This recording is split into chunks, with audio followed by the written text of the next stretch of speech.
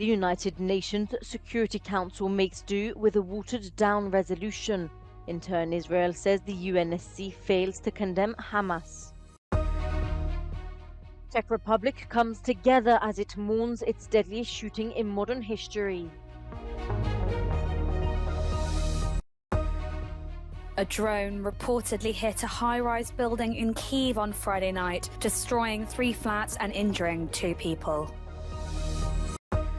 Storms and floods have struck northern Europe, killing 2 people and causing extensive damage in parts of the affected areas. The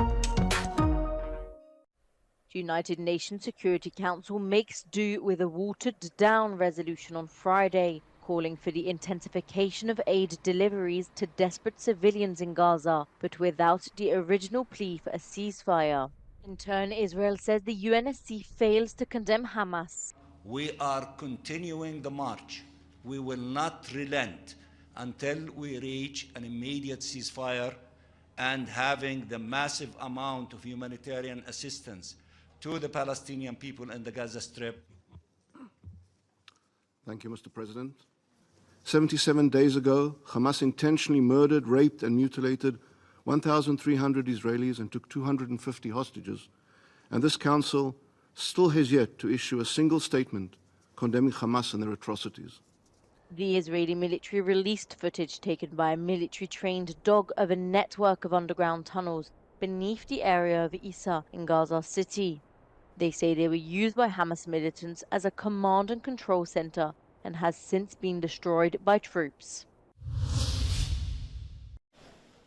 Czech Republic mourns its deadliest shooting in modern history. The rampage in Prague took 14 lives. The shooter himself committed suicide. Many Czech cities joined Prague in organizing vigils and memorial services. Psychologists say they aren't sure how society is going to react. A to víte, že ze začátku budeme žít v určité nedůvěře. Já jsem zvědav, co se bude dít potom. Může to u nás zesílit ostražitost vůči čemukoliv cizímu, nepochopitelnému, anebo naopak to může zvýšit naše empatii vůči lidem, kterým se dějí obtížné věci. Ale ano, v prvé chvíli si myslím, že je zřejmé, že přijde značné znejštění. Police believe that the Prague shooter could also be responsible for a double murder that happened in a Klanovice forest near Prague, where on December 15th a man and his baby daughter were found killed.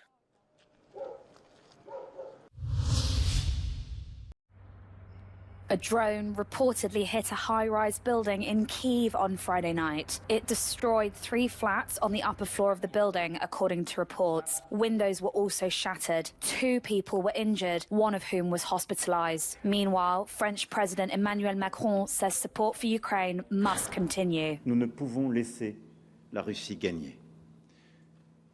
Quel serait le lendemain pour nous, Européens? Nous continuerons donc à aider les Ukrainiens.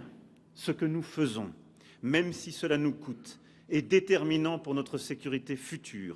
Despite the war, a survey conducted by RBC Ukraine suggested 60% of Ukrainians would celebrate Christmas on the 25th of December this year, in line with much of Western Europe. Before the invasion, only 18% celebrated Christmas on that day. A quarter of respondents will celebrate Christmas twice, once on the 25th and then on the 7th of January.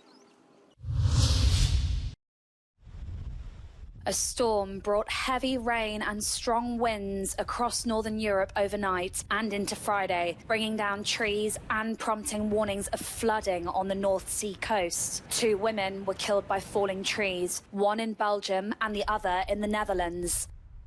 Travel has also been disrupted just before Christmas. In Norway, flight and ferry departures have been cancelled. Pre-Christmas rail travellers in parts of Germany faced cancellations, delays and diversions. Routes affected included those from Hamburg and Hanover to Frankfurt and Munich.